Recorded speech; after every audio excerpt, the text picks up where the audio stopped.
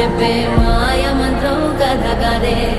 చంటోళ్లను భయపెట్టే భూచోడి కథ కదే తాత ముత్తాతమ్మల భూతాల కథ కదే విక్రమాదిత్యుడు చెప్పిన వేదాళుడి కథ కదే దీపము నుండి బియ్యం వచ్చే అల్లావుద్దీన్ కథ కాదే ఇది ముడత చర్మం ముసలి చెప్పే కథ లాంటి నిజమేలే